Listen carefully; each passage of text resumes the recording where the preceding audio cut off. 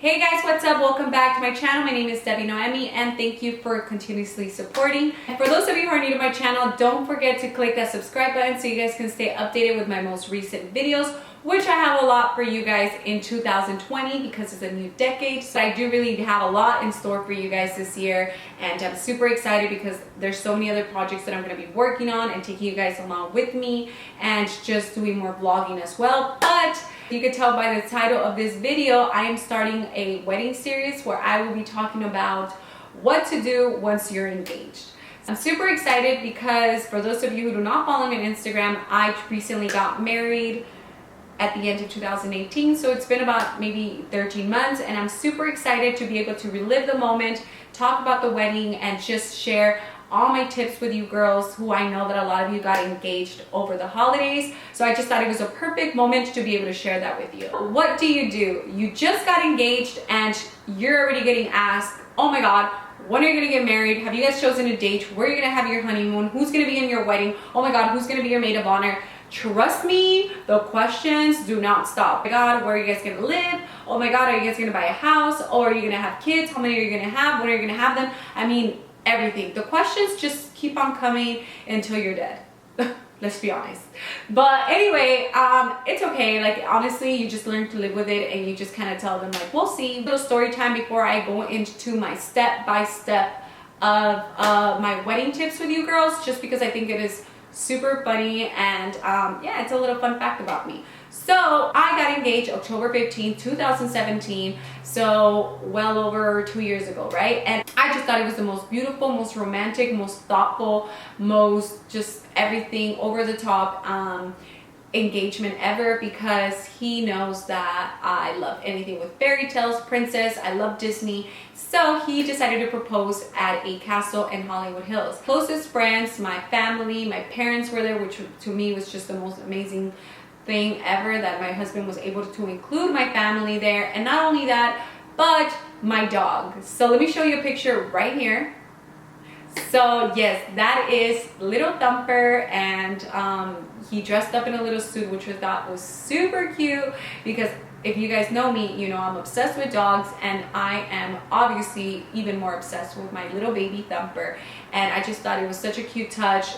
I don't think there's anything else that I would change on my engagement day. I think maybe it would be to hire a videographer. I apologize in advance because I will mention this in every single video, so just get used to it, because there's always noise, there's always construction, there's always like something going on here. We live in LA where there's construction going on because there's always like remodeling buildings, there's always some type of new project going on. So I apologize in advance for the noise because it will get noisy and it's super annoying, I know, but you just got to deal with it because I need to get this content out for you girls. So yeah, and naturally people started asking me within a day, oh my God, congratulations, I saw that you got married. Some people congratulated me over the phone or, you know, text or Instagram or whatever, and people would say, oh my God, when's the big day? It's normal. Do not even get mad because it's honestly not even worth it. They're just genuinely happy for you and they just want to share that moment. And but it can be overwhelming, it can be stressful, and you're like, oh my God, I gotta have it all together. Let me just tell you, no you don't. For me, it was a little teeny tiny bit easier, just because, fun fact, let's go back to 6 months prior to my engagement. I went to Guatemala back in April of that year, which was, yeah, 6 months prior to my engagement. And I was there on a family vacation for Semana Santa. If you guys are Guatemalan, you do know how we do these big festivals, these big processions. Yeah, Semana Santa is taken super seriously in Guatemala, like it's a big deal. And you know, you go to the beach and all of that, you know. I was there in Antigua, which is where I got married, and the reason why I got married there, well, obviously because I loved it, was also because I was able to hold the date. Yes, you heard that right. I was able to hold a date prior to me even getting engaged. No, I had no idea I was getting engaged 6 months prior. I don't even think my husband knew that he was going to get engaged 6 months before. You know, it just so happened to be that I was there, and I told my mom, oh my God, Mom, it's so beautiful here. I always love this hotel, which is Hotel Casa Santo Domingo. So shout out to you guys, even though you guys were a little headache in the beginning. Still perfect venue. Very expensive venue, but it was so worth it. yeah, we're not gonna really talk about pricing. I was there with my mom and my sister. We just came across this beautiful decoration venue. I guess they were having a reception the next day. I just looked at my sister and my mom and I said, oh my gosh, you guys, imagine getting married here. This is gorgeous. This is exactly what I've always wanted. And when I say that, I truly mean it, because I've always wanted a wedding that, I don't think weddings should be a competition. Let me just make that clear for you girls, that only because yes, you have attended a million weddings does not mean that your wedding has to be better. It just means that your wedding has to be different. So you don't have to spend another $50,000 more than your friend who just got married maybe last year because you're trying to outdo her. I just think that my taste is very different from all my friends, and I just think I'm very over the top, I'm very extra, and my friends are very more, you know, on the calmer side. So obviously our taste is very different. I just like anything that's very extravagant, very elegant, and just very loud. Like, it's just who I am. And I think that a wedding should represent your personality, and so that's what my wedding was. It wasn't so much my husband, he was just in charge to pay, you know, that was his only job, and to show up the day of the wedding. Have you guys ever watched Friends, in that episode where Phoebe gets Monica to save the date at one of the venues and Chandler hears?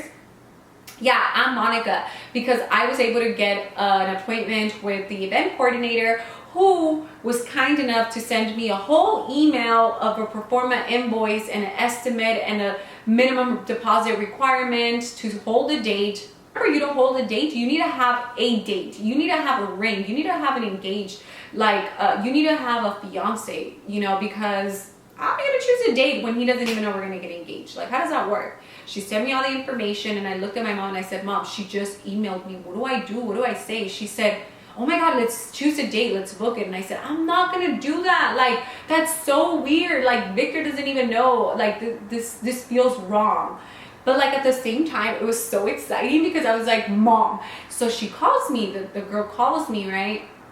And she said, well, are you looking for next year? And my mom said, tell her we're looking for next year. Put her on speaker. So I'm like, next year? When? She's like, decile que a finales del otro año, which was the end of next year. And I was like, okay, yeah. So she's like, I need a month. Like, so I can tell you if we have availability. Like, do you want a Friday wedding? Do you want a Saturday? Thursday? Like, I'm like, who gets married on a Thursday? I guess people do, but you know, whatever, I'm not judging. But I'm like, no, I need a Saturday.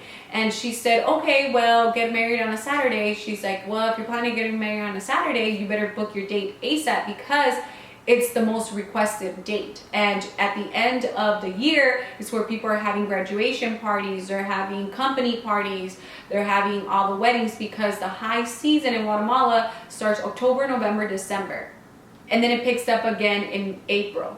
And it's just literally October, November, December, and then March, April. Like, that's literally their top 5 months, because after that, it's raining season in Guatemala.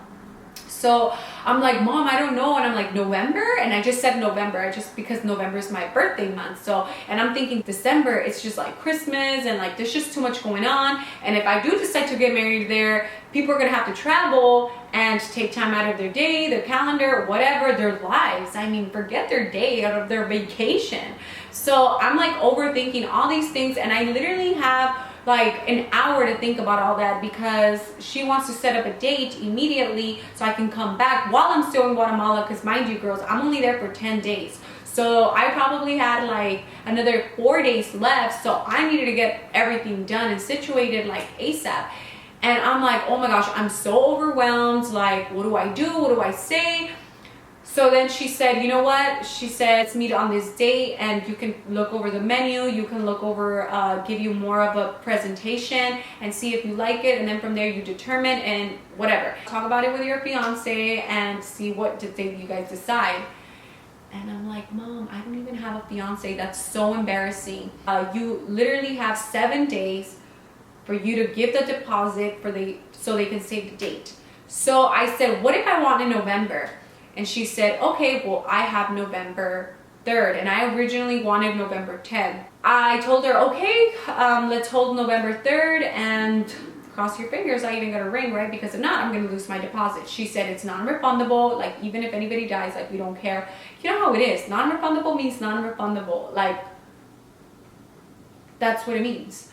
I said, fine, whatever, I'm just gonna take the bullet. And so I did. So my mom apparently knew something, so she was more assertive and more sure that I wasn't about to lose my freaking deposit on a date of my wedding. Like, it was just not gonna happen. Fast forward to October, I got engaged, and the first thing people asked me was, when are you gonna get married? Oh my God, because they knew that I've always dreamed of this day, and I've always wanted to get married, have this huge magical princess wedding, which I was very fortunate to have. And I said, you guys, I'm getting married November 3rd. And my 30-minute fiance, and I say 30 minutes because we were literally engaged for about 30 minutes, looked at me and he's like, what? And I said, oh yeah, babe, I already have a date. We're getting married in Guatemala.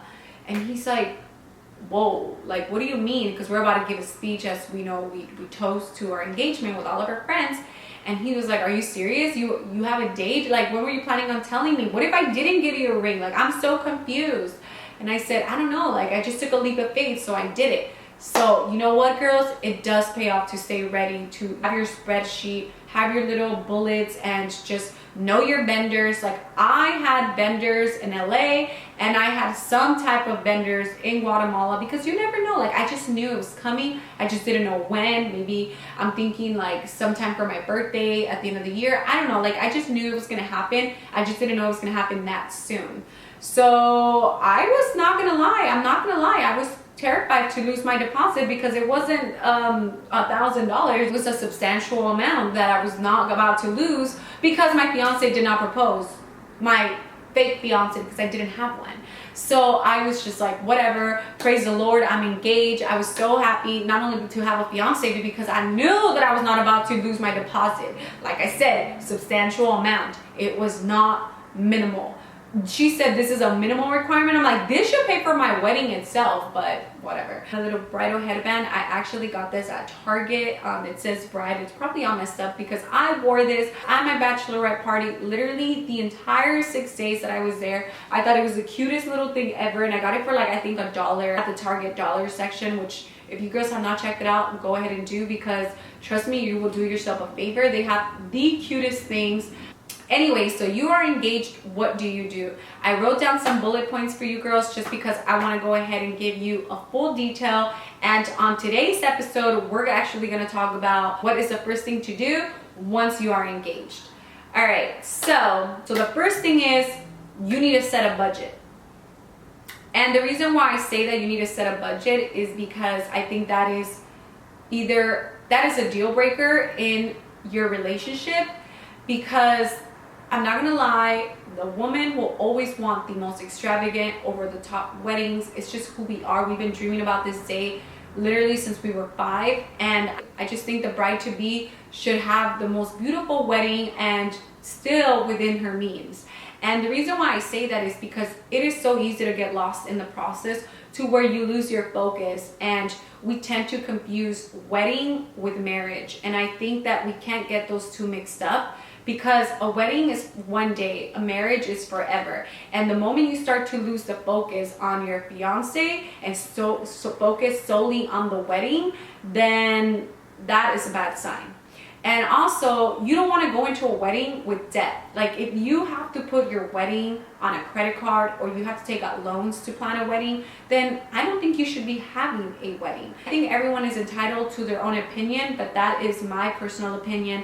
And I don't think that you should be having to go broke or break the bank for a wedding like that's only going to be for one day. Because once you get married, a lot of you want to start a family, you know, you want to travel the world together maybe for the first time, or you want to buy a house. You don't want to go into this marriage in debt, broke. Some people have student loans that they need to pay off, or simply just have the stability to know that you have a savings account. And I think that us girls do tend to get excited and just go way over our heads sometimes. Now, I'm not gonna lie, I do know some brides that are actually more frugal than the guy, but that's in rare cases. Me, on the other hand, I'm very over the top. As my wedding planner would say, you don't want a cookie cutter wedding, because that's exactly what I told her when I met up with her. I said, I don't want a cookie cutter wedding. I want something different. I want something over the top. I want something expensive. That is seriously how I was able to tell her, this is the type of wedding that I have. These are the type of vendors that I want. And these are the type of locations that you need to present to me, or I'm just going to decline all of them. And I think that I was very fortunate and very blessed to have the financial stability to be able to have this wedding. Had I not have that financial peace of mind, I don't think I would have done that, just because I would have not wanted to go into this marriage in debt. Again, everyone is entitled to their own opinion. And if you want to go broke for your wedding day, by all means, go ahead. I just don't think it's a smart choice because there is more to a wedding. So that is definitely advice number one that I can give you, is don't go broke planning your wedding day, and don't lose focus on what's really important. Wedding and marriage, two different things, and you cannot lose your focus. Your focus should be on your fiance, and sit down with your fiance and talk about what is your budget. Now, I'm not gonna lie and say that I stuck to my budget, because that budget flew out within the next month. Yes, I kind of lied and said that getting married in Guatemala was going to be cheaper. Let me just tell you that no, maybe getting married in Guatemala was not the most cost-effective way, but it was the perfect way for me, because it was a unique wedding, and I know that it was not a cookie-cutter wedding, and that I had everything I've always imagined my wedding would be like. And that to me is priceless. I don't care how much I spent. Again, all within my means. A lot of us are fortunate to have a big budget, but don't go broke. I cannot emphasize that enough, guys. I swear to you, I'm gonna repeat it until you guys get it. Once the budget is set, where do you want to get married? You know, whether you want to have a destination wedding or you want to have a local wedding, you also got to think about, if I have a destination wedding, not everyone's going to be able to go. If it's going to be a local wedding or a destination wedding, you got to think about the guests you're going to invite. Can people travel? Do they have a visa? Do they have proper documentation? Or if you're having a local wedding, you might just have to invite everyone, you know, because you feel bad not inviting them. And a lot of us are scared to be, or I don't want to say us, because I'm not afraid to tell someone, sorry, you're just not invited, or just simply don't invite them if you don't feel that relationship, you know, if you don't feel that close to them, you shouldn't be obligated or indebted to someone to invite them. Like, you invite whoever you want. At the end of the day, people will always talk that it's your big day and you choose freely who you invite. But I just think it's definitely something that you have to consider, that if you do a local wedding, you might have to invite everyone, especially if your parents are paying for the wedding. I had a small wedding, but again, quality over quantity. You want to invite 500 people and feed them buffet food or family style food, or you want to invite 80 people but give them a 5-course meal. So I just think that you kind of got to balance out what's more important to you. Again, I wanted a glam wedding where we did a 5-course meal. Look at what you want, the type of wedding you want to have, before you start considering who you're inviting, because again, it has to do with your budget, because you're not about to have a small budget and want to invite 500 people and want to give them a 3-4 course meal. Like, it's just impossible. It's just not going to happen. You're going to have to settle with a buffet style.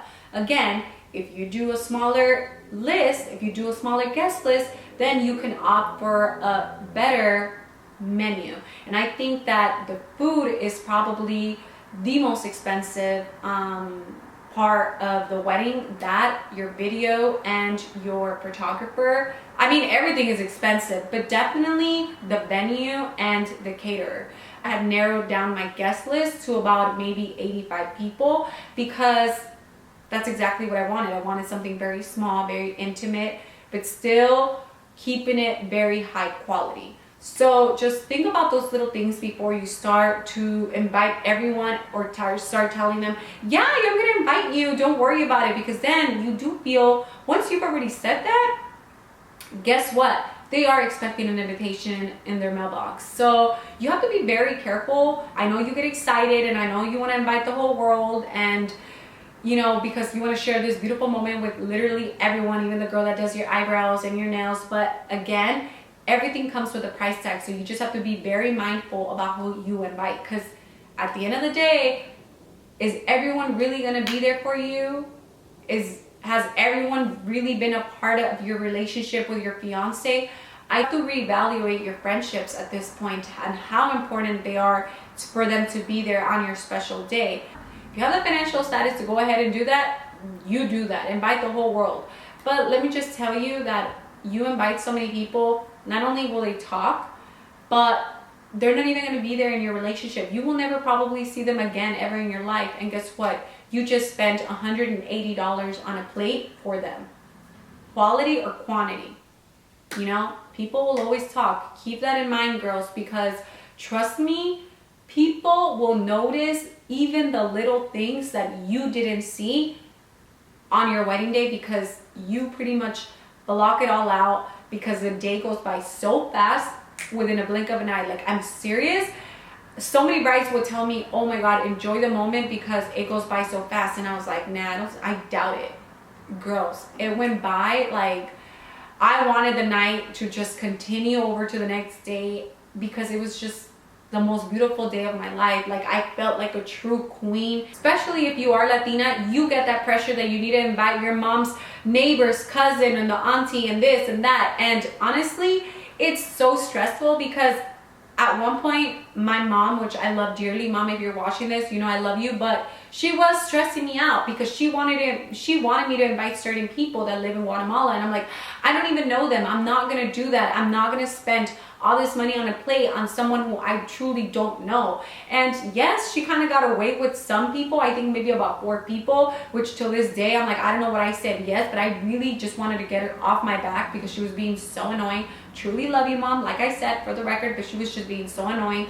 Again, moms would just be pressuring you, but you shouldn't allow that, because if you're paying for your wedding, no one should be telling you who to invite and who not to invite. So guess what? I went down that list and I just started cutting a lot of people. Once you have set your budget, then you can go ahead and decide if you want a local wedding or you want a destination wedding. And like I mentioned, if you have a local wedding, you're probably going to be more prone to inviting more people that you probably don't want to invite, but you feel some type of obligation or you just feel bad. If you're a people pleaser, local weddings aren't really going to work for you, because you almost feel like you have to invite everyone. Like I said, even the lady that does your nails, because you've known her for 10 years or whatever. You shouldn't have to sacrifice the quality of your wedding because you have to invite people who you hardly ever talk to or associate with, or your fiance might not even know, or you want to please your mother-in-law who is begging you to invite her comadres that she hasn't spoken to in about maybe 17 years,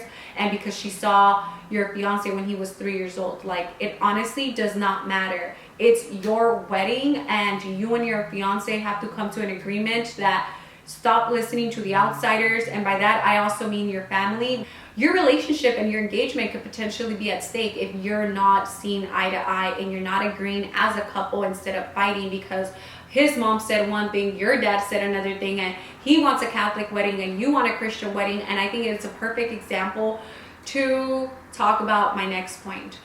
What is going to be your religious view and who's going to be officiating the wedding? And I think it is super important that that is talked about even right after the budget, or probably, to be quite honest, it's probably the first thing. I'm not trying to gloat whatsoever, but I just feel that I was very fortunate that I talked about a lot of things and we took care of a lot of things prior to even my engagement. I always knew that I wanted a Christian wedding.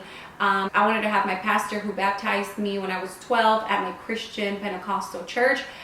He officiated our wedding, and he flew from LA all the way to Guatemala and officiated the ceremony. With that being said, it is very important that you and your fiance talk about who's going to officiate the wedding and what religion, what denomination, whatever it is. If you have no idea where your location is going to be, hire a wedding planner once you've already set your budget, because the first thing she's going to ask you is, what is your budget? And you need to be ready with that budget. And you tell her, I want this, I want glam, I want expensive. She's going to be like, yeah, that budget, it's just not going to work.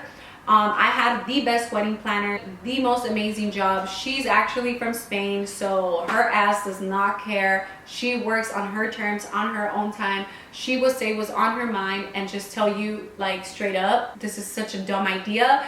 Don't be wasting your money on that. Let's put your money somewhere else. Like, she seriously saved me from overspending on things that really did not matter. I wanted these like extravagant fireworks, and my reception was indoor, and she said, you're really gonna have fireworks at the reception where people are already drunk, people are too busy dancing, and they gotta walk outside to go look at some fireworks for 5 minutes and then make them come back out inside. Like, that's ridiculous. She said, if I'm having a good time and I'm at the bar and I'm not about to go outside to go watch some stupid fireworks. Yeah, fireworks are cool, but like, it's not that big of a deal. I'm not here to see fireworks. I'm here to see you guys. Like, that's seriously, no one's gonna want to do that. She said, so now you've already spent like 2,000 quetzales on fireworks that nobody even wants to see. So I'm like, you know what? You're right. She said, now if you had an outdoor wedding, then oh my God, do it, because it's beautiful. People don't have to go anywhere. It's just right there. Your wedding planner asks you for your date or your budget. Definitely your budget. That's going to be the first conversation she's going to have with you. It's going to be the first question is, what is your budget? And 3, she's going to ask you if you already have contacted any other vendors. That way she knows what you have. Like, I told her I already had my photographer and I already had my reception venue, but I needed a ceremony and a cocktail venue.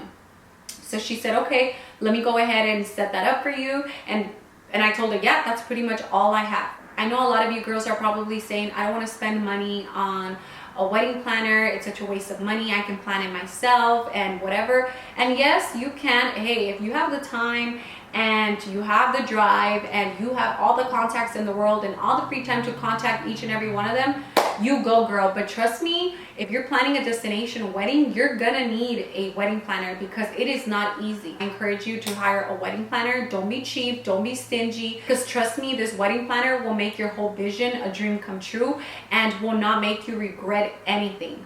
If you do it yourself, you know, you can negotiate sometimes, or you can sometimes you misread the contracts. Like, literally every single contract with every single vendor was through a legal department that I had to go through, which to me was awesome, because if somebody messed up, guess what?